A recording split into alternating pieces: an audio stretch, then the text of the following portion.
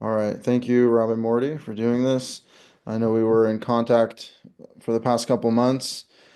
You have a good following on TikTok, and you did a couple responses to my videos, and I thought that was interesting. And I, obviously, I hope I hope you found it respectful.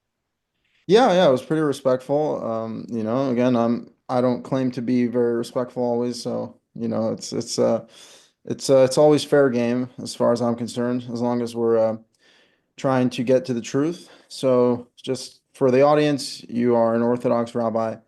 I am an unorthodox rabbi, I suppose. Um, so this conversation really should just be about, the differences between orthodoxy and non-orthodoxy. And I'll just kind of state my claim to start off with, and then I want to get your response. My claim is that the Torah referring to the five books of Moses, Genesis, Exodus, Leviticus, Numbers, Deuteronomy, that is sufficient unto itself to define the Jewish religion. Actually, not only is it sufficient, it's really the only correct definition, because that is the word that could explicitly be traced to God, and we're told not to add or subtract to those commandments. Now, I personally live my life by the Torah. I follow all the laws in the Torah. However, all of the laws of the rabbis that have been written down later on, I do not consider to be the word of God, and therefore I don't follow it as law. And very often it can be demonstrated that those practices have no source in the Torah, and often, I believe, even contradict the Torah. So, what would you say to that? Okay, well, I appreciate that opinion, and it's something that I've explored. Actually, I think you know Reb Nehemiah Gordon. Hmm. He's a lead Karaite from California. I think he's from California. And yeah, there was a time where I explored different options because I myself was going through different ideas. The bottom line is, if I wanted to figure out what does God want, I think we're all trying to figure out what does God want. There's religion for the most part we know is man-made. I think it's across the board. Every religion that's out there, for the most part, a lot of it is man-made. The question is really, what does God want from us? But I will say this: that the Torah. Um, the Torah is sufficient if you know how to read it properly. And the problem is that we're not necessarily always smart enough or have enough long enough life to read it properly. And the reason why I say that is because what a lot of people have a misconception, in my opinion, view of the Talmud is that the Talmud is all rabbinical law. It's rabbinical law, and the laws that they wanted to establish, and we can discuss why they wanted to establish it for a different discussion, or maybe even later. However, that's not necessarily true. The Talmud is about 40% exegesis. And exegesis, as we know, is trying to understand what a text says based on context. And the Torah, when you do exegesis, it's not rabbinical law. That is Talmudic law. So then, like for instance, and not to go too much on a tangent, I want to be succinct when I answer your question. But the famous one we know about in the Passover Seder is: do we have to mention the Exodus every single day? So we have Rabbi Elazar who says that I couldn't figure it out where the Torah says it until Ben Azai said, well, it says Kol Yemechayecha, all the days of your life. The days of your life is plain. The extra word Kol, all, means you do it morning, you do it evening, and of course, the rabbis have their own interpretation. That is not rabbinic law. That is biblical law. That is exegesis from the Torah. So therefore, the Torah is the one that said it, not the rabbis. The rabbis learned it because they were smart and they were able to figure things out, and they spent all their time doing it. So that's why I feel like that part of the Talmud for sure is a good compendium to the Torah because it helps us understand what the Torah actually says.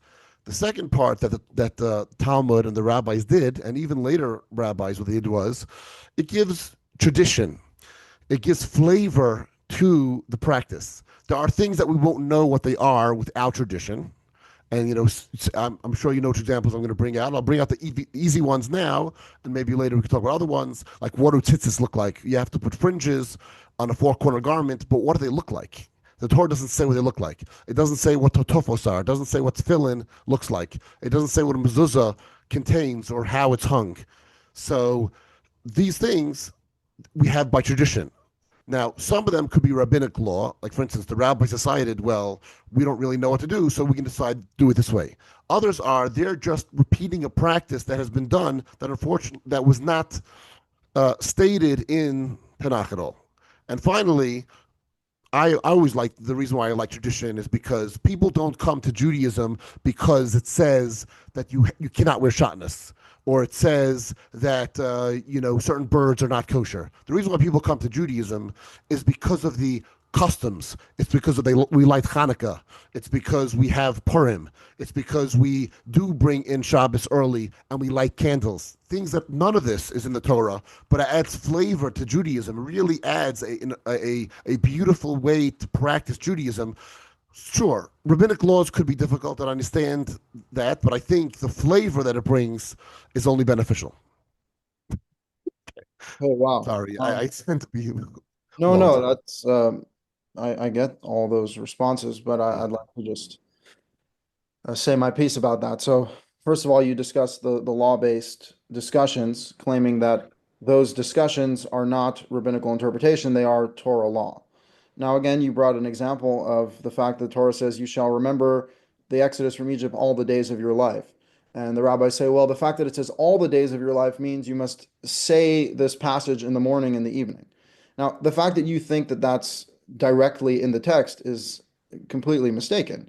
Like, you have to understand that these are interpretations, these are their opinions. Ultimately, that's their opinion as to why it says all the days of your life. In my opinion, when I see all the days of your life, I just see that as a very obvious way of saying all the days of your life. You can read the Torah many times. It says all of the days. You should remember this all of the days so that God will be with you all of the days. That's a very common way of saying all the days, right? So you don't have to then take a conclusion that therefore you must mention this passage in the morning and the evening. That's an arbitrary, subjective conclusion made by rabbis, Rabbi Eliezer, Rabbi Elazar ben Azariah, whatever the rabbi is in that Mishnah. That is a man taking, by the way, what I deem to be not a very valid point at all, the fact that it says all the days of your life, and then creating a law out of that, and then claiming that that law is the law in the Torah. Now, that's not the Torah's law. The Torah says, "You shall remember the Exodus from Egypt all the days of your life." Period. End of story. So that all that's telling you is that all the days. By the way, the day includes the day and the night as like a rule. Day is a 24-hour period. Of day and night. And so if you're remembering the Exodus from Egypt all the days of your life, that means that it's something that you should constantly be remembering. It's very simple.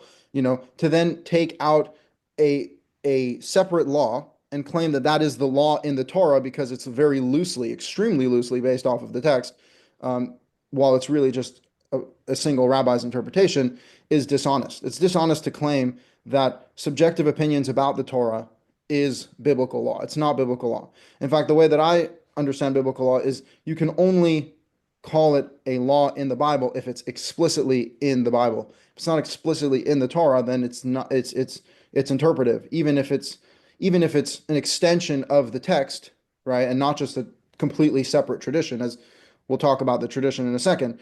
The tradition, as you acknowledge, is completely separate from the text. But even when it's quote unquote based off of the text, it's still way far out from the text itself. As far as tradition goes, tradition is not law, but the rabbis frame it as law. Lighting Shabbat candles, what is the blessing that they say? Blessed are you, God, who commanded us to light Shabbat candles. Blessed are you, God, who commanded us to light Hanukkah candles. This is blasphemy as far as I'm concerned. Man taking on the mantle of God, claiming that they have the authority of God to create laws while they claim, oh, it's just traditions, yet you're obligated to do these things, right? If you open up any halacha book, any law book of the rabbis, they pose their traditions as law. A man is obligated to fast on these six different fast days. A man is obligated to light the Hanukkah candles at this time of the day, and all these things. Um, that's completely unfair. It's unfair for human beings to enter into the scene and obligate an entire nation under the authority of God and the Torah to just do traditions. And I guarantee you that if Jews knew that all these traditions were not obligatory, they wouldn't really practice them so religiously. Maybe some people who enjoy the cultural aspects, and by the way, I don't agree with you at all. I think the culture of Judaism is annoying. I think it's long. I think it's disengaging. There are some things that I like, but I don't like Purim. I don't like Hanukkah. I don't like all of the man-made things. I don't follow them because I don't like them. Now, if you like them, you can follow them. Just don't claim that it's an obligation from God to do so. And again, like I said, there's a reason why the rabbis need to tell people that it's an obligation. It's because if it wasn't an obligation, I guarantee you people would not be doing all of these things. Case in point, the majority of Jews are not even religious, which means that when given the option to either be religious or unreligious, most Jews choose to be unreligious simply because I don't agree that the tradition is all that great and that wonderful. But my real problem is calling it law. First of all, I appreciate your points. And it's not a surprising sentiment, especially what you said last, that most Jews are religious. That's completely a false. That's a false logic. Just because in these days that just because Jews are not religious, that means that there's no validity because those Jews who are not religious are also not religious by the Torah, but you believe the Torah is correct. So they also do not No, I don't do the approve biblical of them. laws. I agree. I don't approve of them not being religious, So I'm but saying, so therefore, this just claim, because they are not religious does not mean that there's no validity in rabbinic law, and you also don't have any proof that rabbinic law is what pushed people to not be religious. The harder parts of the Torah to keep are actually the biblical law more than the funner parts are actually rabbinical, as we'll go through. If you give me a moment to just flesh out a little bit what you said. First of all, I take great exception to dishonesty. You may disagree with something, but to say that it's dishonest just because you don't understand it, that's very wrong. So therefore, and I'll try to flesh that out now and try to help make you maybe you or someone in the audience, whoever would listen to this, to understand. You mentioned how you don't interpret it that way all the days of your life. You say that's just the way of saying it. So therefore, you are your own rabbi. You are now interpreting the Torah your own way. You are now, and that's the main thing of the Karaites, generally speaking, people who only want to keep the Torah, is I will be my own rabbi. I will interpret it the way I want, and I will interpret it the simplest way possible without any sort of tradition whatsoever, or any other corroboration. Because you're basically saying, well, the way the Torah is written is it's written like Black's Law Dictionary or like any law book. And if it says it explicitly, so then that's what it means explicitly. But if it's not explicit, then therefore you don't have to keep it. Although anyone who ever picked up the Torah knows the Torah is not written like a law book. Sure, there are parts in Leviticus that go through law after law, and it says God said to Moses, and this is the law. Sure, some of them, some parts, very, very few. Usually, part of the law is written in Exodus, the rest of it is written in Leviticus, and then other parts are written in Deuteronomy. You have to read all together to understand what it is. Like, for instance, slavery, right? We have three types of slavery, or not really slavery, indentured servitude in the Torah, and part of it is written in the form of Exodus, and that is when a person commits a crime and he sells himself to pay off that crime. Then you have the type of indentured servitude where a person is captured by a Gentile and he has to be redeemed. He cannot pay for that redemption, so he goes ahead and someone pays redemption for him and he works off that servitude. And then you have someone who's just poor, who doesn't have any money. He sells himself, so the person pays his family and he works it off. Now, not all those three places say all the laws about indentured servitude. They're a little bit here, a little bit there, a little bit there. Some of them are different, and some are to all three of them. So yes, it does take a little bit of intelligence and intellectual honesty to go ahead and read the Torah and to see what it actually says. And a great example, by the way, is as we pointed out, I'm an attorney. The law, even though in America and everywhere else in the world, laws are written, as we stated, very clearly. This is the law. Yet we still have lawyers and judges and Supreme Courts that argue over what was legislative intent. How does the law apply to this situation? What really is the law saying if this law says this and that law says this? And they go through it. So even man-made laws that are written to need such interpretation, to think that God's law is so simple that really all it means is that there's extra words for no reason. So then that I think that is falling very short of the Torah. Now I understand the emotion behind not wanting to keep the Rabbanon, and for some reason, like you said, you don't like tradition, and you don't like the rabbinic laws, and I understand that. And you're right. Sometimes it can be difficult, and they can be purposeless, and we don't know why. But I will say this: just because there's a certain emotion doesn't mean that you now have to blame the Torah for it. Okay, now, so that was one point regarding your dishonesty regarding the exegesis. So absolutely, in my opinion, and in all Orthodox Rabban's opinion, exegesis is, first of all, I can make my own exegesis. I all the time I put out a commentary every single week on the Torah, and forget about the law. I learn out different parts of the story based on exegesis. Like for instance, I'll give you a great example, a little bit more fun than just law. Okay, so we read the parsha every single week. We read the Torah portion every single week for the 5 books of Moses. I'm just going to explain. I know you know what it is. I'm just explaining for the general public out there. Okay, so we have the 5 books of Moses, and we split them up into different sections. And once a week for the weeks of the year, we read a portion. Okay, and the Orthodox read a portion in the synagogue. This week we're going to read from Korach. Korach, we all know, was a Levite, and he rebelled against Moses. And now I'm not talking about the rebellion, but later on it talks about how the Levites were were taken as part of God's people to be part of the temple, the Mishkan, the tabernacle. Now it already said that God favored the Levites over the firstborn. In a couple weeks ago in Bahaloscha, in that portion, it said that as well. Now, Korach's rebellion was really followed by that because Korach was a Levite, and he not only wanted to be part of the tabernacle service, but he also wanted to be a priest. And he was upset that Moses was the leader and Aaron was the head priest. So the Torah says some of the story, in several chapters earlier, then it skips and it goes to the scouts, and it talks about the scouts, and then it talks about the Korach rebellion, and then it returns to that theme. That's just the way the Torah is. The Torah does not always speak in linear fashion. It has tangents on itself. So I'm glad that you and I don't have to argue the authenticity of the Torah. I'm glad that that's not part of the discussion, because that's a whole discussion in itself, and clearly we both believe in the Torah.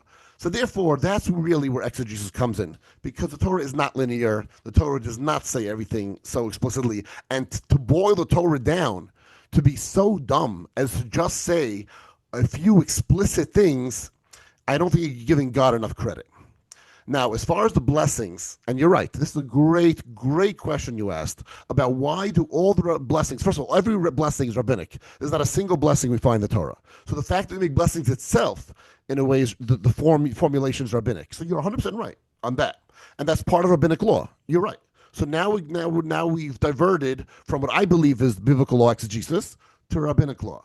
And why do the rabbis have the chutzpah to say, blessed are you, the eternal, who has commanded us to do this rabbinic decree? That's a great question.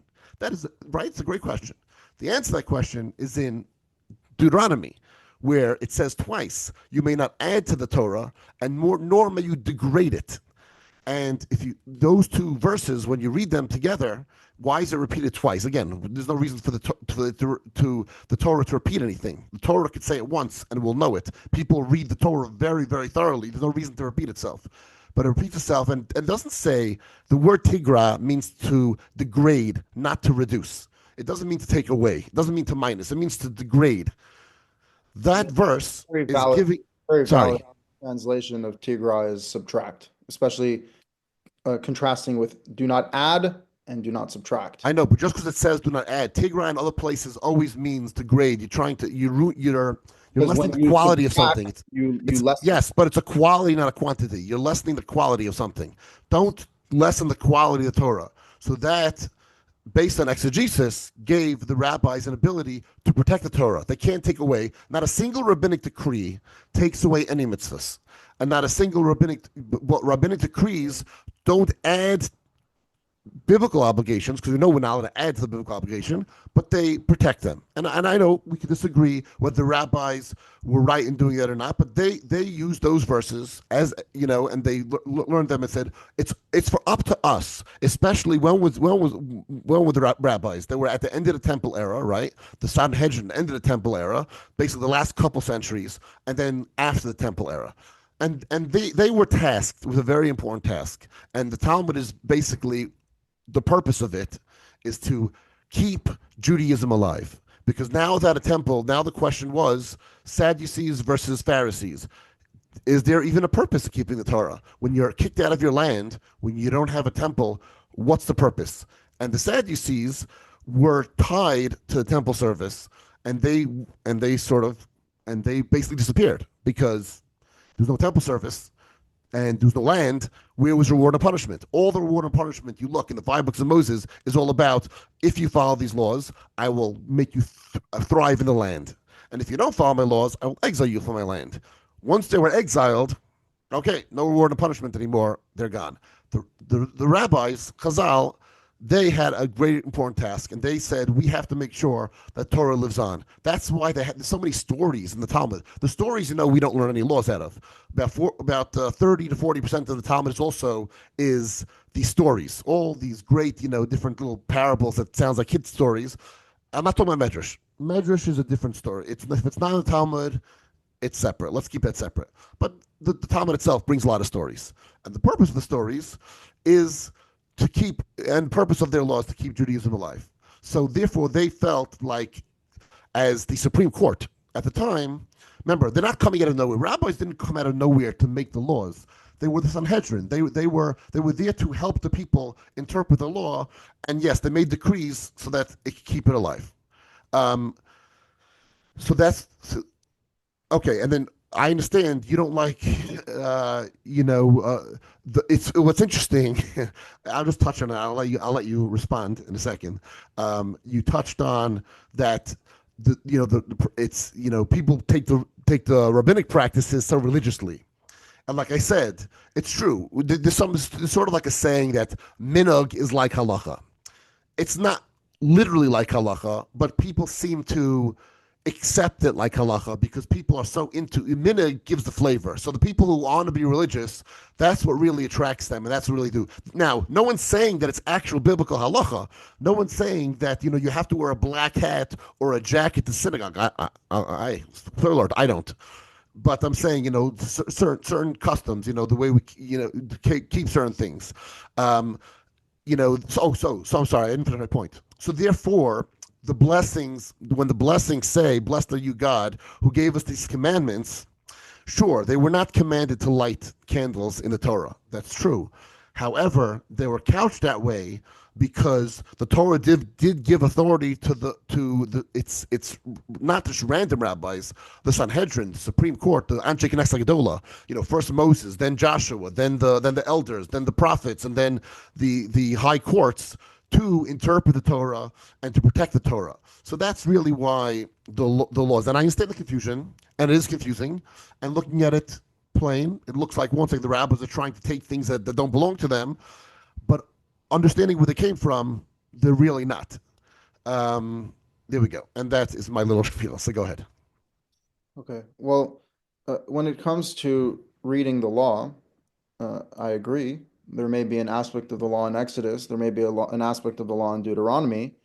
And I think you mentioned shotness, right? The mixing the fibers. I believe in Leviticus, when it mentions that, it just says don't mix fibers, right? And then in Deuteronomy, it actually specifies wool and linen, right? And so I'm not arguing for a isolated reading of Exodus divorced of Deuteronomy. I think the Torah as a whole, the 5 books, feed into each other, and everything's clarified by the time you get to Deuteronomy.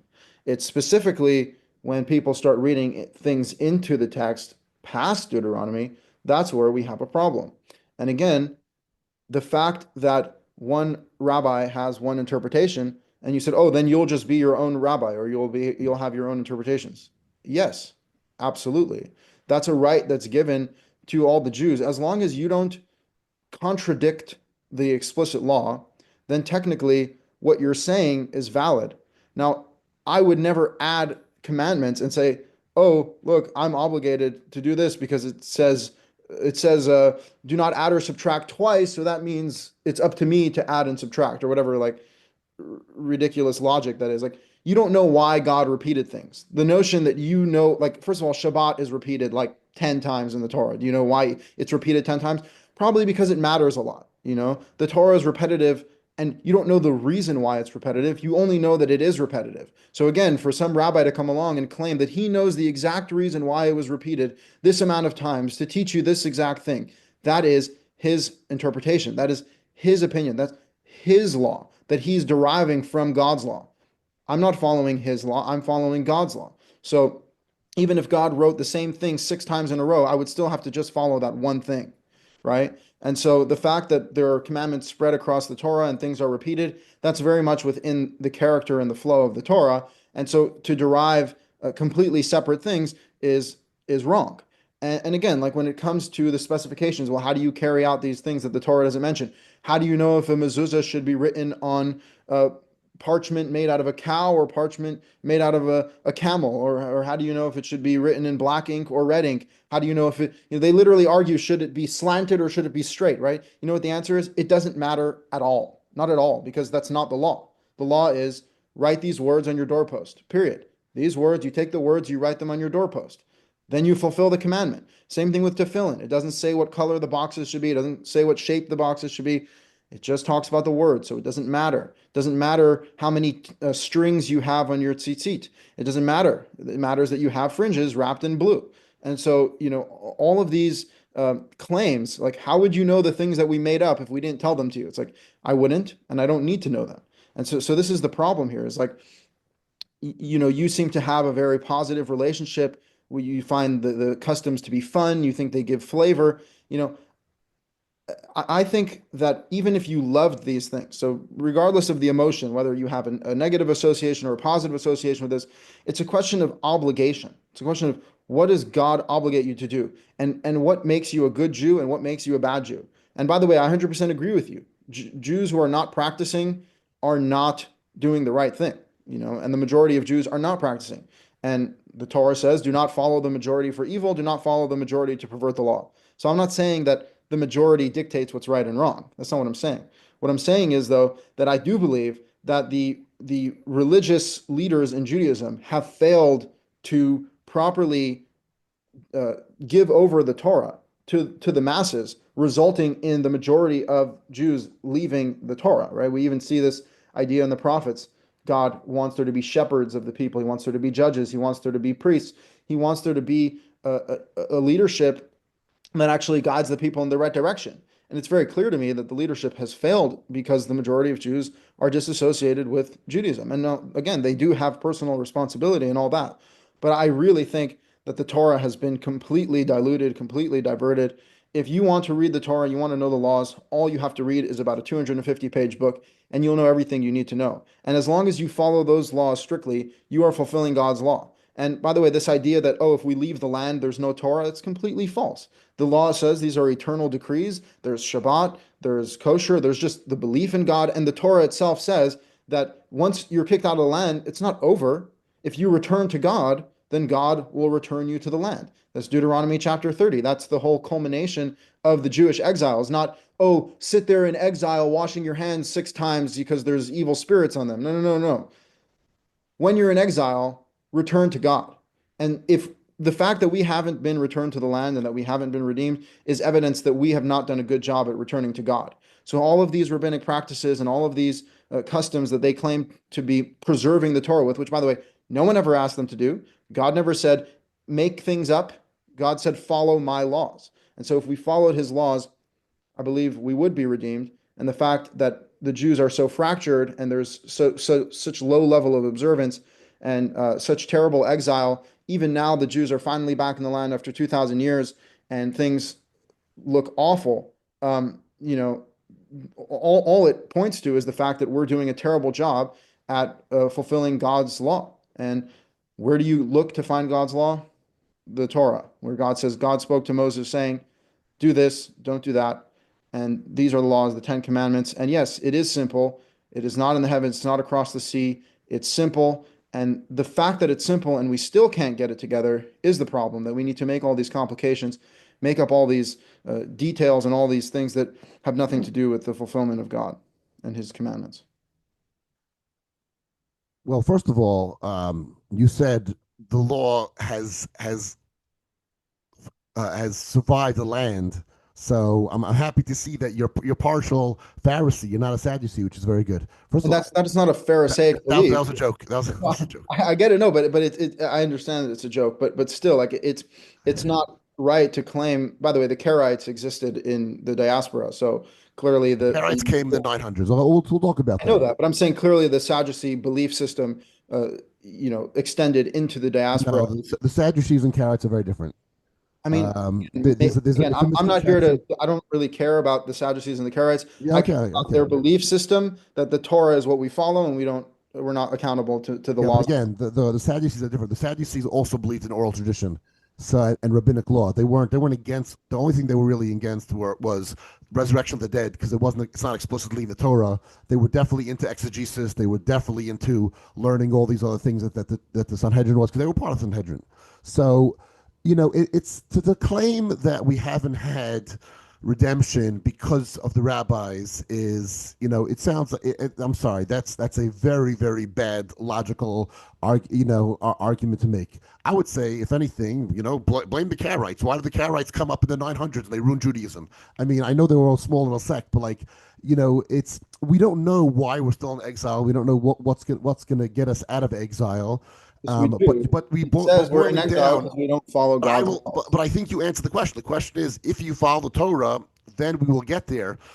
The problem is you're only keeping half the Torah because you refuse to engage in exegesis. Without that, you don't know what God wants. You're only doing half of what you say. I Oh, don't the rabbis engage in added things to the Torah. Let's say the rabbis added the law of an esrog for all 7 days of the holiday. Yes, because in the Torah it only says to do that the first day.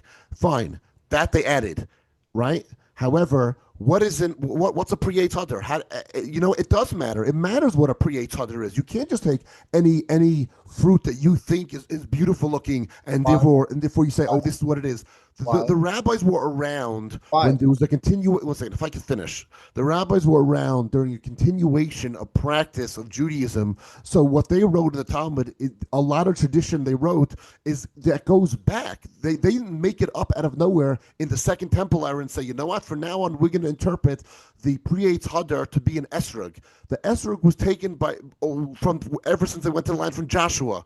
The rabbis knew what it was, and therefore they told you what it was because they were there at the time, and therefore they wrote it down. So certain things like that, to interpret that, and you're going to say, I'm just going to look at the Torah and I'm going to make up whatever my own pre-Eitz Hadar is. It does not make a difference what the fringes look like. That's completely not true. The Torah doesn't say things without it. You don't want to know what God wants. You just want to know what this book that was passed down. Actually, God says what He wants, and so long as you fulfill. Yes, but you're not listening to a God. What you're doing is you're saying God is talking, but I'm not listening. What I'm going to do is I'm going to look at the scratch notes, and the scratch notes are enough for me. No, God wrote something in a way. Otherwise, you have a 9,000-page document with every little thing pointed out to us. That's not what Moses gave. What Moses gave was a finite document that contained everything in it. Now, I understand. Now, I would really, if you're going to blame anything on what's going on with this generation, with the Haskell movement in the 1800s and what's going on, it has to do a lot with being in the exile itself. The exile itself causes people not to be religious. The Holocaust and the pogroms and the persecutions and being put in ghettos, and not like ghettos in the Holocaust, but ghettos even in every country in Europe, and even in the ones in Asia Minor and in Middle East. So that attributes a lot to people not being religious. And the American culture attributes a lot to people not being religious. But and if anything, you want to blame anyone, blame the what was called the Achronim. The Achronim, the rabbis of the past 400 years, the Shulchan Aruch and Rabbi Akiva Eger and Moshe Feinstein, and the rabbis who interpret the Talmud into how to apply it to these days. So Judaism, you're right, over time has become more and more restrictive based on their interpretation, but that's not our discussion. Our discussion is not what Moshe Feinstein interpreted. Our discussion is the Sanhedrin, and who gave the Sanhedrin authority? God gave the Sanhedrin the authority. It was given to Moses, to the elders. The elders were replaced by the Shoftim, who were replaced by the elder and the Zigut, and then the Andrei Knesset Gedola, and then the Sanhedrin. Of course, it's not just. It's not. First of all, you know the Talmud. The rule of the Talmud is the majority is the rule. So you're right. One person can interpret this way, and one person can interpret that way. The beauty of the Talmud is that we follow the Chachamim, and who the Chachamim? It's the entire majority of the people there. So therefore, it's not one person thinking, "Oh, I have a great idea. I'm going to add this or interpret a law this way." It's the general who said this is what the law is. This is what the exegesis that we're going to follow, and sure, the Talmud brings a lot of different opinions, but ultimately the one who we follow is usually the last opinion. Usually it's the one from the majority. It's not that one individual. You're boiling down to biblical interpretation to like, okay, God gave the Torah, and it's up for each and individual person to interpret how they want to follow. There's no uniformity in Judaism then. If anything, that will make people not follow the Torah. To have such lack of uniformity, to have no structure, no achdus, everyone just do it the way they want, it makes absolutely no sense. To say, the techeles, what color is techeles? We don't even know what color is techeles. They knew, so they wrote it. The kosher birds. We don't know what the interpretation of all the kosher birds are, and I disagree with Rashi. He says the Hasidah is the stork. No, the Hasidah is not the stork. That was a language thing, and there's another way of interpreting it. To know these things, certain things the rabbis added of protection, but they also gave you tradition because they were there. They knew what everyone practiced, and they could tell you what everyone was practicing. They knew what tefillin looked like. They knew what sisters looked like. They knew what people were doing. They didn't invent it at the end of this this Second Temple era. This is going back. They knew how Judaism was kept. So the best thing to do is to go back to the last known positive that we have and go from there. Anyway, so that's I just wanted to say that. Well, look, the traditions, the way that they practice tefillin is not the law. Just because they happen to make their tefillin black boxes. Why? Why do you say it's not the law? Because that's not the law. The law is have these words as a sign upon your hand and as an ornament. That's your interpretation. You're being your own rabbi. You're being very makel. You're extremely makel rabbi. That's called a translation. The same way, how do you know techeles is blue? How do you know argaman is purple? How do you know yarok is green? Because we know tradition. We know how it was practiced. How do you know? If I ask you, how do you know that a table is a table? Because of tradition, or because that's what it means? There's language. Language has interpretations, not interpretations, translations. Okay, blue means blue. It doesn't mean blue from a specific snail under the sea. A beautiful. Why was the Torah so specific in what the Mishkan looked like? Because there was no tradition. The Mishkan was lost, so there was no, and it has to be exact. The point of the Mishkan is to show that when God says something, it has to be exact to God's specification. Right? Yes, when God specifies, not when God always. This way. No. And God does specify. He does specify. He uses extra words. He repeats things. He puts things in conjunction to each other. That's how we know, because he does specify. That's called specifying. The Torah is an amazing document. It's beautiful. You can learn your whole life and never finish learning it. Why? Because it's not written by Joe Schmo, Mr. Simple, and just literal interpretation. That's a Christian way of thinking. The Christians take things out of context and they read things literally. The Torah is beautiful. You learn your whole life and trying to figure out exactly what God wants. It's all there. Just look there. It's there. It's not okay. You cannot cook only a goat in its mother's milk, because it says it 3 times, only a goat in its mother's milk. So therefore it must mean only a goat in its mother's milk, but I'm allowed to have everything else. I agree with you. Fowl does not come into it. Fowl is a rabbinic decree. Mixing chicken and milk, that is a rabbinic decree. However, I believe mixing beef with milk is also a biblical decree. Well, you can make that argument, linguistically, that gedi, when it's not gedi izim means a kid goat, but gedi as a word actually could just mean a kid. So you could make the argument that it's referring to all kids in their mother's milk. However, it must be in the mother's milk. If you go get a cheeseburger at McDonald's, that's not the mother's milk. That's not the kid in its mother's milk. So you're actually allowed to mix meat and milk. You're just not allowed to put the kid in its mother's milk. No, That's because they're in conjunction to all the other kashrus laws are this is stated twice. It's stated three times. okay. Once by karbanos and twice by kashrus laws. Is the Why? Ten Because it's Commandments trying two to times? show that Because it applies to all dietary laws. Meat and milk is general. It's not a rabbinic decree. It's a biblical decree.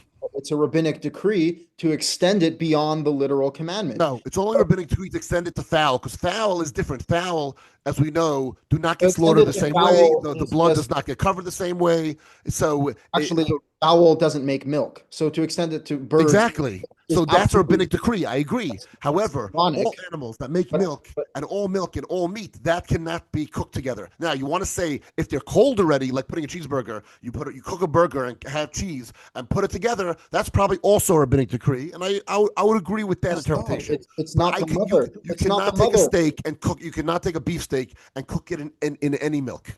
Why? It's not the mother. It's not the mother's milk. The whole commandment is the child and the mother's milk. It's because again, Metaphorical it's mother? in conjunction. It's written in conjunction to all the kashrus laws. And that time, the milk and meat that was eaten, that was plain, was goats. Goats were the most. They did not eat. They didn't eat beef back then. Cows were animals of burden, and they ate goats and goat milk, and they also did not milk cows. Cow milk is a much more recent thing. So therefore, the Torah talked about them in the way they could understand, I'd like to ask you a question. in conjunction to kashrus laws. So therefore, you apply it. It's exegesis. You apply it. It's an inclusion. It's an inclusion by closeness. Does it say do not cook basar v'chalav together, or does it say do not cook a child in its mother's milk? No, but the Torah doesn't have to be so explicit. The Torah is not a baby document. It's not Mother Goose. It doesn't have to be so explicit as to tell a 9,000-page document and tell you every little thing to spoon feed you. That's the Talmud. The Talmud is the 9,000-page document full of made-up nonsense. But the Torah, no, it's not made up nonsense. It's law. okay. Listen, if you're listen. I don't. You don't understand it. You don't like it. That's something. It's not nonsense. Sounds like nonsense to And me. by the way, the Talmud is the most peer-reviewed document in the world. There's been no other document, including the Torah, including the New Testament, that has been as peer-reviewed as the Talmud over 1,800 years by hundreds of thousands of scholars. So it's not nonsense. You just don't want to because for some reason someone hurt you. Sure, they have a million gender studies that are peer-reviewed. You know, peer reviews don't actually determine right and wrong. No. There's peer review, and then there's peer review. Like nothing has been peer reviewed as the Talmud. Yeah. Anyway, that's a difference of opinion. Our opinion is, I believe the exegesis is part of Torah, and you believe it's not. Okay, then we're looking at God differently. Well, I mean, it's clearly not part of the Torah because, again, why is it clear? Why is it clear that it's not part of the Torah? Because the Torah was written 3,500 years ago by Moses. 1,500 years later, hundreds of rabbis wrote down their conversations and their opinions. It wasn't 1,500 years later. Right away, the elders started interpreting the Torah. Joshua started. There are 4 times. You have no idea that that's true. Nowhere in the Old Testament. Of course, you know it's true. You don't believe it. You don't. One second. I'm sorry. One second. I'm sorry. Yeah, so you're saying that we don't know that. I'm saying that we have Nach, and therefore why they were shoftim. There's the reason why they were there. And by the way, what were the shoftim doing? What was King David doing? They were fighting battles. They were fighting. Of course, they also were interpreting law.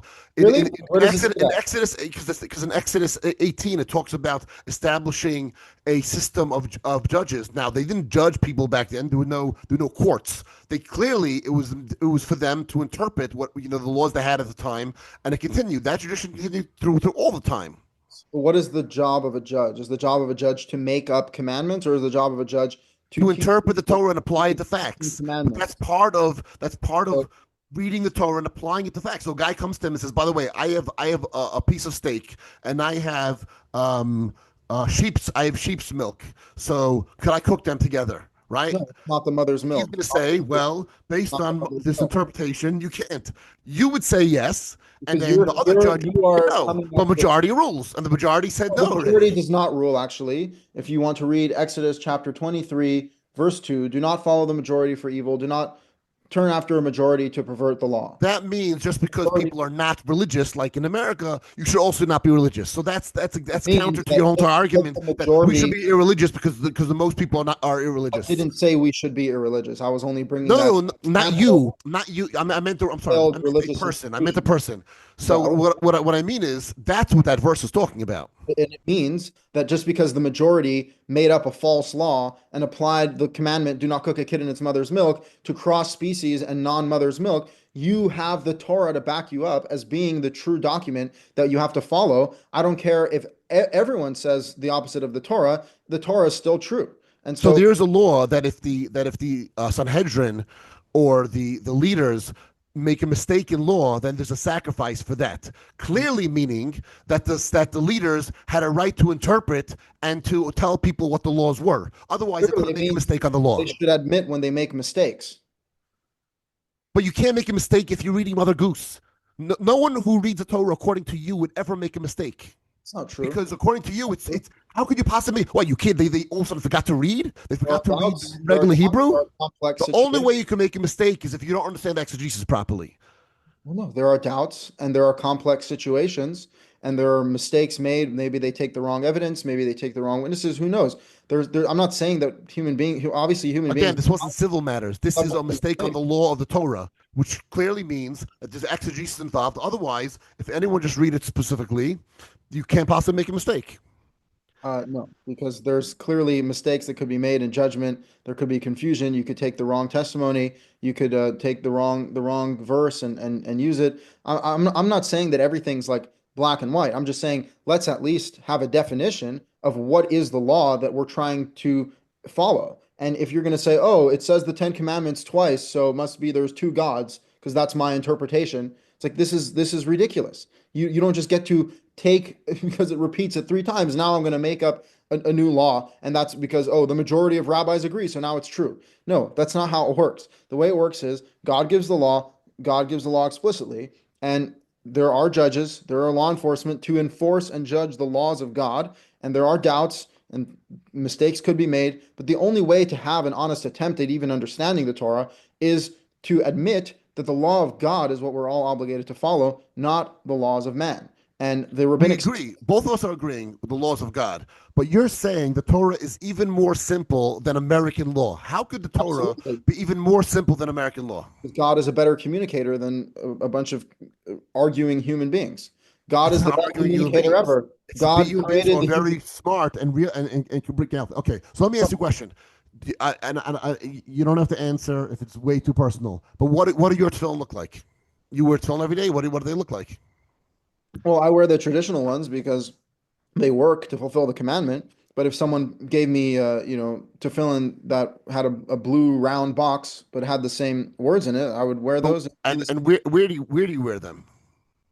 I wear between my eyes and on my hand, 1 second, on the hair or right literally between your eyes? literally. But even this is between your eyes. It's still technically between your eyes. But yeah, like Because the Torah rabbis says would say, "Beninecha" between your eyes, right? But it also says that a person may not make a bold spot between his eyes. So exactly. clearly, between your eyes means the top of the head. But Well, it's that's not. exegesis.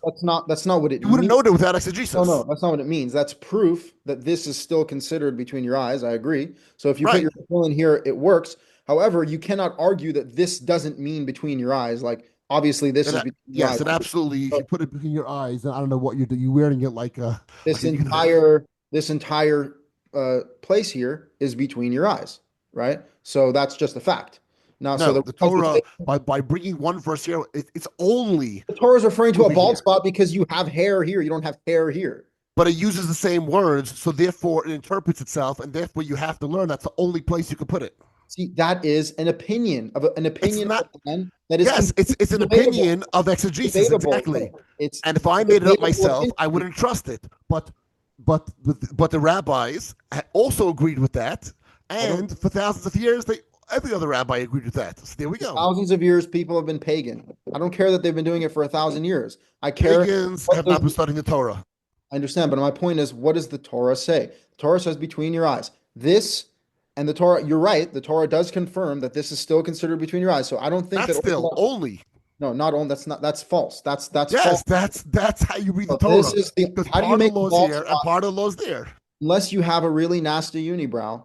There's no way to make a bald spot between your eyes unless Exactly. you're So the talking about Torah this told hair. you where between your eyes is. No, with regards to making a bald spot.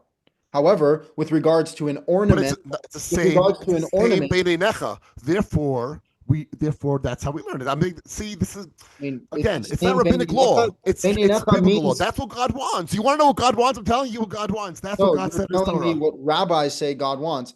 I'm telling you what God wants because between your eyes, That's even by worse, by the way. definition, Who do you want to go after? Rabbi said it, or Mr.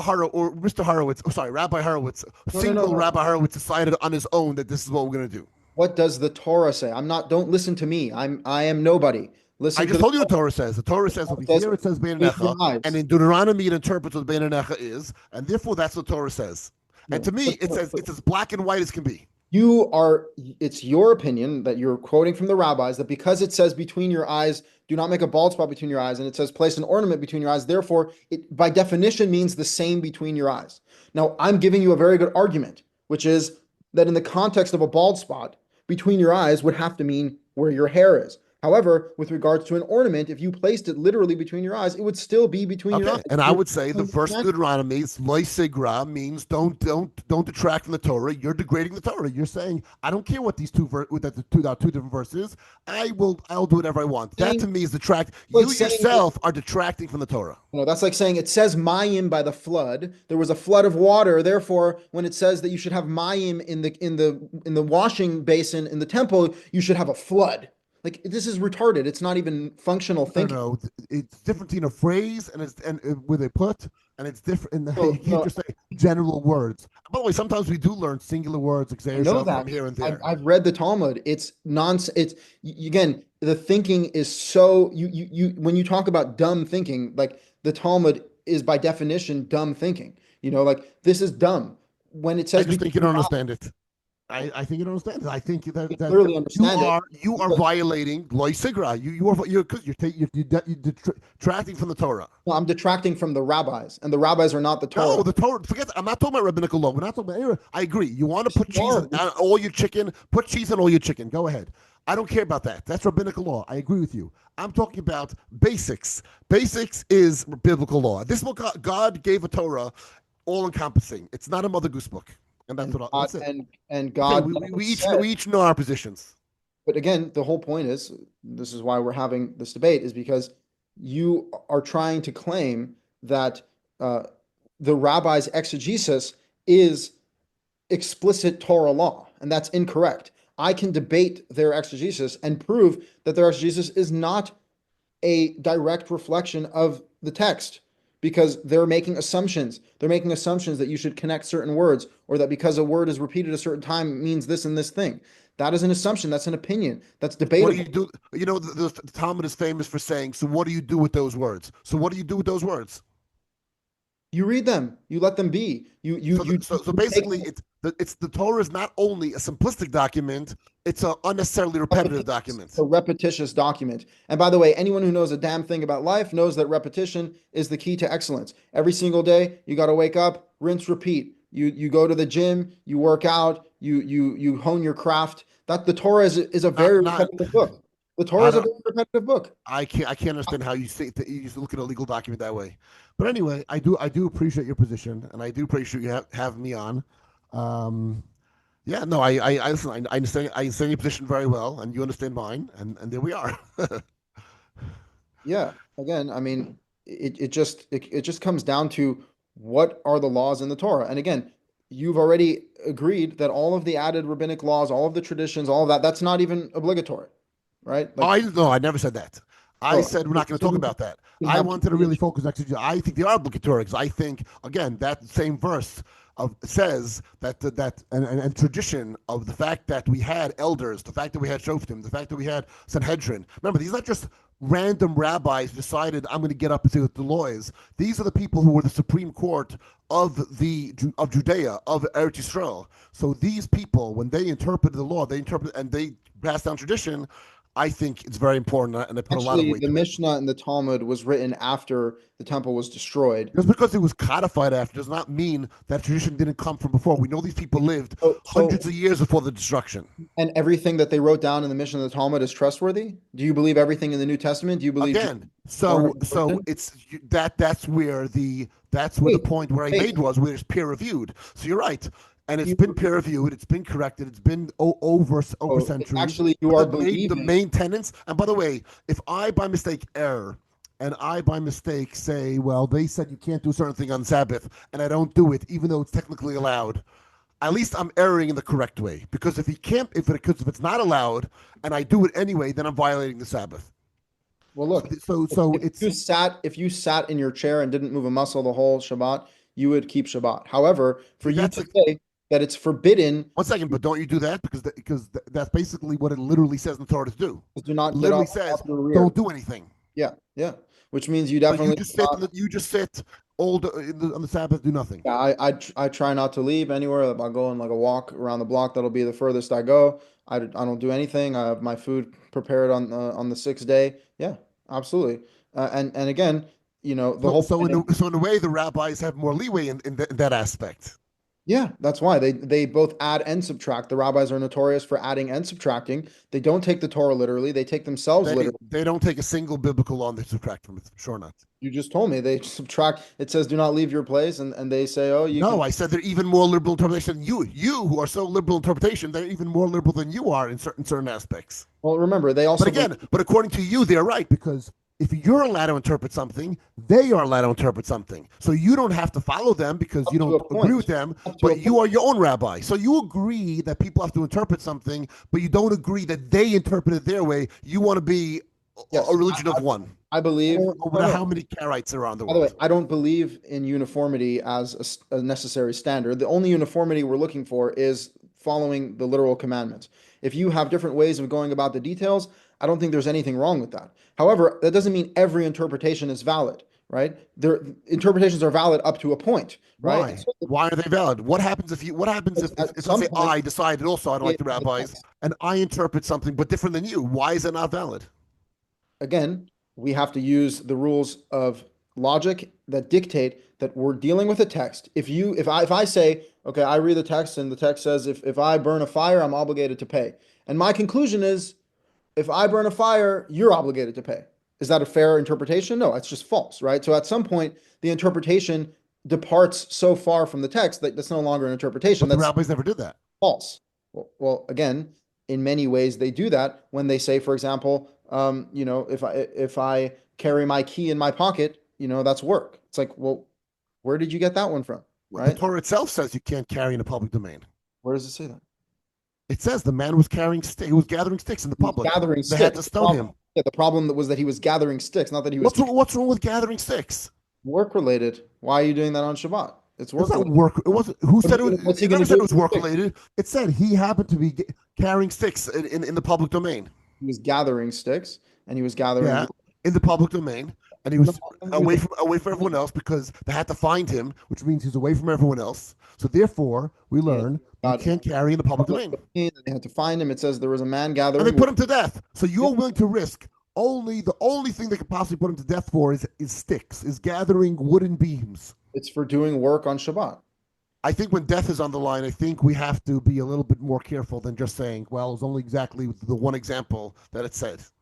No, I think the example there it reveals to us that the prohibition of work on Shabbat is extremely strict, and even something as seemingly tame as just gathering wood is already considered to be work, See, which I understand why you don't interpret the way the rabbis do. I don't understand, even in your own opinion, why you don't think it's valid. Because if you could interpret it, they could interpret it. So they interpret it this way, and I interpret it this way also, or certain ways. But differences. we're not valid. Only you're valid. So what makes I you don't only claim valid? that Now my we're not valid. I don't claim that my interpretations are the end all be all of Judaism. I don't claim that everyone has to follow my interpretations. I'm saying everyone Well, needs to follow the law, the letter of the law. And if you want to follow your interpretation, you're welcome to, but don't pretend like your interpretation is the law. I'm not pretending my interpretation is the law. I'm just then saying what are you doing then? letter of the law. Then why are you bothering interpreting then? I What's the try point? not What's the to point of you interpret. interpreting then? I try not to interpret. That's the difference. The rabbis make an effort to interpret ad nauseum as much as they can. Everything is interpreting, adding is. I make an effort to limit my interpretation only when I have to. And again, it's the letter of the law for me. The letter of the law. If you're So following we the have letter a of the different law, understanding of God and His Torah. Then, very different understanding. I think God is way more complex and way yeah, and more in depth than you and the than you are. rabbis know exactly what God was thinking, right? No, but the Yeah, Torah also says that Torah lo b'shamayim. It says that right. Shemayim Hashem v'aretz right l'znei Adam. We know that, and it says lo nifleisi mimcha. It's not far from you. It's given to you. So the best of the human possibility. I'm not saying that. Listen, if you want to interpret the way you do, and that's your best way of doing it, then I would agree. You are being the best Jew you could be. I think because that's really what Torah wants from us. However, I think that there's been a better tradition given to us with a better understanding of what God wants, smarter than me, who they did it much longer than I did. And the more I study, the more I actually agree with their exegesis. I haven't got to or the whole thing, even though I learned the Talmud, I haven't myself independently confirmed every one of the exegesis. And sure, there's a lot of the exegesis that I don't agree with. But good thing is that we, like I said, majority rules, and for the most part, a lot of what they say is not really necessarily also relevant every single day of practice. There are ways to, if I want to know something, to look it up or to research the issue. Okay, so Torah I never think that's where says we differ. the Torah never says majority rules. The Torah actually says No, I know, but I'm just saying it just makes not follow sense the that majority. No, it doesn't actually make sense because sometimes the majority is wrong. And ultimately, when you talk about the High Court is non-existent. The High Court in Deuteronomy is explicitly in the temple. It says you go to the place that God chooses, to the priest and the judge of that time in the temple, and you should listen to what they tell you from that place. If we don't have a place where God's presence rests, we don't have a revelation to the point of actually having a binding law for the people. So we're at a point in history where we are on our own, and the invisible the, authority of the rabbis of the Talmud is not enough to tell you what to do. In No, fact, that's you are on that your own. verse you're quoting is not talking about everyday law. It's talking about things where you can't figure out. You don't know what the law is, so you go ask the Urim V'Tumim, or you ask the Say prophet. Urim And like Thummim. the four cases where they didn't know what the law was, they brought it to Moses. Moses said wait, and then God ended up telling them, like the most recent one about the Pesach Sheni, about having Passover, in the next month. Those who couldn't keep Passover the first month, and actually the one that we talked about before, the carrying sticks, that The was black also one of those four martyr. cases, which teaches us a general rule and tradition that if you don't know, then you go to ask that. However, there are things that we could know because you could read and you could interpret and while majority in politics, you're right, you don't want to go after, because I think the majority of the world is against Israel, and I think Israel is correct. That's my own opinion. I'm not asking if you agree, but I'm just saying is so therefore you don't always have to agree with the majority. But when you have over thousands of years people who have been learning and looking at it, and they come to the similar conclusion, then I think it could be safe. Yet, as you yourself pointed out, religions are usually man-made. They're usually subject to man-made That's corruption. minhagim. That's minhag. That's the other stuff. I understand. I'm Minhag I just saying agree with. that's Although I religion. like it, but That's again, minhag I agree with. You don't have to do minhagim. You don't have to. man-made. That is the condition of man-made literature. And so, if we're reading the Talmud and I But the can, Talmud is not minhag. I understand it's debates about law, but ultimately, what they're saying is debatable, right? By the mere fact that they have debates among each other, and then plus we can come in as external viewers and say, wait, I have another point, I have another alternative. Okay, Why so is what you you're saying go by correct? best practices, and I don't think I, as an individual, I have an ego to say I know what's best practices. So you would rather submit your own personal judgment to other people then come up with your own conclusions. No, I God learn and I allows you. see and I would see what will make sense. I'm saying you are ultimately you're submitting your own personal ability to make judgments to the judgments of other human beings. The rabbi's judgments are right because they And said so, because I trust them, because they've been doing this for 2,000 years. what do you mean? Therefore, That's what everything is. Marriage is like that, and partnerships like that, business like that, governments like that. It's always like that. You always submitting to you always have to submit to something else. So you know what? Other people. Otherwise, I'll never look at any other book. I would never read a history book or never read a scholarly book or anything because why should I believe what that scholar had to say? I don't believe that, the news says something and then we have a pundit. Why bother? Why should I? Sure, you can listen to you information, read make up it, your own mind, but there are people who know things, and there are experts, and there are people again, like I said, peer reviewed. The fact that it's been peer reviewed, it leaves me able to sleep at night quite peer calmly. reviewed simply means that it's been reviewed by other people. So it's human opinion piled on top of human opinions on top of human opinions, which means you as a human being have the right and the ability to criticize other people's opinions and beliefs and to not believe everything they say. And so at the end of Again, the and I day, also believe the Torah told us to listen to the rabbis. well, the Torah never says listen to the rabbis. There's It does. It's absolutely no quote. tradition. Go to the priest. Go to the judge. Go to It the says shofet. Go to the Sanhedrin. Go to the Gadol. Yes, I believe it's a does very strong part of our tradition. no, it says in the Torah that you should have judges who are there to judge the people with righteousness. And it says that you should have a land that is governed by the laws of the What does it Torah. mean, righteousness? According to the laws of the Torah, God describes Right, righteousness, exactly. God's commandments. So what are Why would you God's have judges commandments? if you could just do it If yourself? well, because you need enforcement. You need law enforcement because No, I never said to enforce it. I never said enforce it. shotim b'shoterim, right? Shoter, you have a judge, Are different than shoftim. enforcer of the law. Yeah. So again, the judges are there to say, wait, look, that guy's a murderer. Okay, now the law enforcement goes and puts him to death, right? So if That you but by so the if way, you lived in those judges are times, subject to corruption, right? Is that does yes, that but something as simple as take bribery? They take bribery. If they're not men of truth, if they love money, if all these things, judges are subject to corruption, right? So I'm it's arguing. not that type of judge. That's not what a shofet is. A shofet is not a court judge. And when it says to go bring the person to, go Elohim judge is not a court judge. These are You can these are easily. religious and interpretive judges. These are Supreme Court who tell you what the Torah says. By the way, I don't believe that when it says bring to Elohim, that means judges. I mean, I think it means bring him before God. I don't see any reason to say it means judges. I think that's another like crafty way for the rabbis to say that the judges are gods. But ultimately, Because what it says is shoftim v'shotrim, they should judge the people with righteousness and they should not take bribes because the bribes blind the wise person and they distort the words of the righteous. So the reality is that even judges can become corrupt.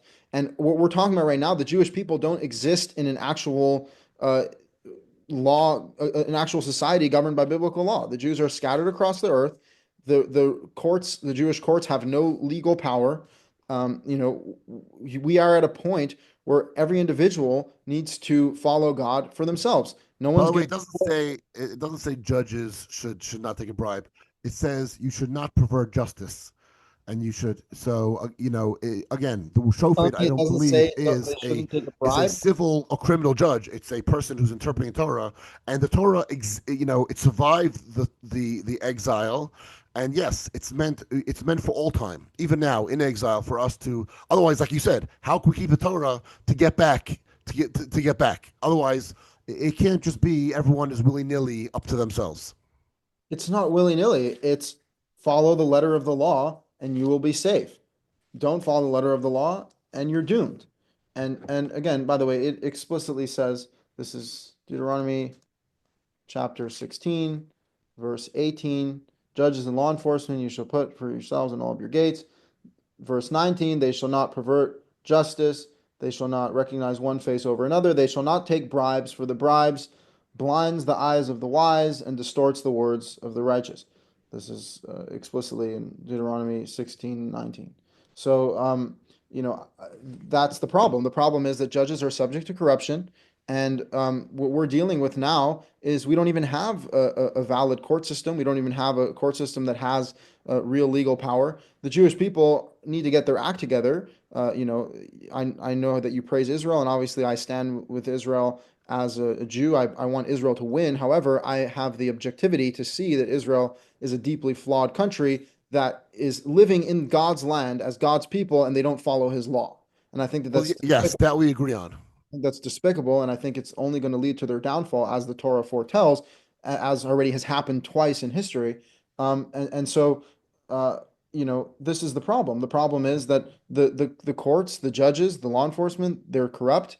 They're not dealing with righteousness. They're not basing their judgments off of the Torah. They would rather get lost in a fun party of tradition and customs instead of actually following the letter of the law and taking You have this. a reason. You have a reason to think that the Sanhedrin was corrupt when they interpreted. Absolutely. Absolutely. First of all, What makes you think we that? don't know what the Sanhedrin said. Not all of the documentation of, first of all, Sanhedrin is not even a term in the Torah. It would be the high court. And we don't know anything about the high court rulings because all of those documentations are being made by these rabbis who, in my opinion, have exposed themselves to be frauds. So why would I trust? How do they expose themselves to be frauds? That's a Because, very strong statement. yeah, because of their terrible attempt at interpreting the Torah and So you disagree with the interpretation of the frauds? yeah, I disagree with their approach to the Torah. I disagree with their interpretations. I think that their reasoning is extremely flawed. I think they've made a point to just prioritize their own opinions and their own rulings and their own reasonings, while completely departing from the original text. So it's within their interests to the same way again. I'll You give are you. reading way too much into history and to them. That you know what? That was a very emotionally back statement. You have no facts whatsoever to back up. What are you talking about?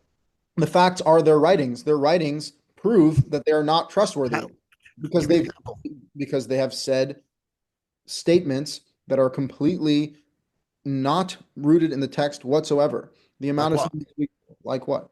I mean, literally everything they say, from creating terms for the commandments, from saying, you can't have bread from a non-Jew, you can't have meat from a non-Jew, you can't have wine from a non-Jew. They Why say is that? Why does that show that they're a corrupt when non-Jew they're who trying to keeps keep Shabbat is kashrus? a non-Jew. That's not the laws of kosher in the Torah. A non-Jew who keeps Shabbat is deserving of death. A non-Jew who studies the Torah is deserving of death. We can go on and on. The statements from the Talmud. I mean, there's superstition in the Talmud. There's demonology and ridiculous stories where the Torah warns against superstition and sorcery. I mean, again, the Talmud That's parable. it's ultimately just It's not their law. There's no it's the law about a demon. well, I mean, again, it's entering into the worlds of sorcery and mysticism that is not condoned by the Torah, and it's entering into an interpretation of law that is not rooted in the text. Again, you claiming that a beautiful fruit has some sort of specific definition, and if you don't use a citron fruit, then you haven't fulfilled God's commandment. When God's Correct. commandment was use a beautiful fruit. So if you use a beautiful fruit, you are fulfilling God's commandment. God never says use a beautiful fruit So God said, use specifically a willow, specifically a palm branch, specifically a myrtle, but any other fruit, they go ahead and do that as well. yeah, actually, he doesn't say. I find that to be a very nonsense statement. Again, it's because you refuse to take the text at face value. You refuse to believe I that refuse to think that that God is God. so simple. You're right. I don't think, again, What is wrong with that? God is, Are there not multiple beautiful fruits in the world? Oh no. sure. Oh no. So what's wrong? Every fruit is probably beautiful. I don't think anything God made is not beautiful. Well, again, the word hadar means like it has a level of splendor, so it has to be there's something, maybe unique about it or something like That's Rabbi Horowitz now being part of that. Chazal, and now That's you would go in and you would be part that of the is. yeshiva, and you would argue interpretation, and then and then I'd be happy to argue that because it doesn't the words matter. It doesn't say yafet something. It says hadar. Hadar that's correct. So and implies how do you splendor. interpret that? Splendor. That's not interpretation. That's translation. Again, do not conflate translation of words with interpretations to be external laws. I'm just saying, translation wise, it implies that there needs to be a level of splendor to that You're fruit. making a lot of accusations that you can't back up. You just listen. You feel like you don't want to, so therefore you just you're putting your own emotions on it. You're projecting. I mean, great psychological diagnosis that always works to destroy an argument. That again, what I said was very simply, when you read the rabbis' writings, No, because listen, I'm not. they're Listen, saying, you made very explicit I said terms of the Talmud. You they said are frauds. they are full of nonsense. They are Yes, frauds and absolutely. they're dishonest, Because and the you things that cannot they back it say, up. of You can't back it up. course I can. You Because can the things argue and you can they, yell. They don't like the rabbis because they added laws, and I don't like that. yeah, I don't like that they have taken a complete That departure. doesn't make them frauds, dishonest, or How does that corrupt. not make you a fraud if you take a religion that is supposed to be this Torah, these commandments, do not add or subtract, Because they you created a write way for the religion to thousands of survive, and the books? religion has survived. Without them, the religion has. You would not be a Jew today without them. I completely disagree. It's fact. It's history.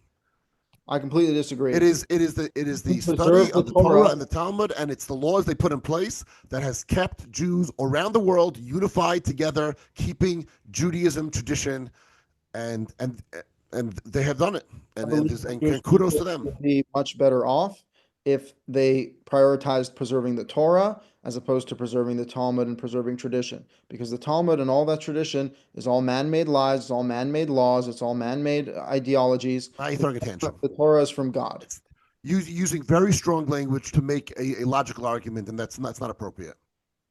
Is what I'm saying wrong? Open the Talmud. This rabbi said this rabbi said that, this To rabbi say said that that. they're lies and they're frauds, it's very strong language, and you cannot. Listen, you may Absolutely. disagree with it. You Absolutely. already agree that everyone is allowed to interpret the way they want. So then, but they interpret it their way, so They therefore they're say liars. they say that their interpretations are law and ultimate truth. You Where do can they say that? look Where at does it once say in the Talmud that what the rabbi said, that's what the ultimate law is?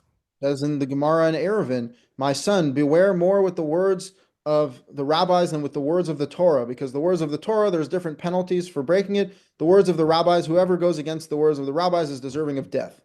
Quote from Eruvin. Okay? Again and again, even You these take again. You're taking an agata. Yeah, it's not law. You're taking an agata, and that you're is their trying the philosophy. lesson. That's Of their course, they talked in philosophy. Oh, what a great lesson. strong. What a great lesson. Whoever goes against the rabbis is deserving of death, and you should be more careful with the words of the rabbis and with the words of But God. when they wrote that, they had no authority to the death penalty. They were already in exile. Just whatever. We're just saying it like he deserves to die. It's like a metaphor. Again, Yeah, it it's a just metaphor that this reveals, will kill if you did but it not follow reveals, rabbinic Judaism, Judaism will die. They were right, and they are 100% right. it it reveals their view that they valued their own interpretations above the Torah itself. Orthodox Jews do not assimilate. It's Yeah, when you neither stop do being moral Orthodox, human that's when you beings. assimilate, and that's a death to Judaism.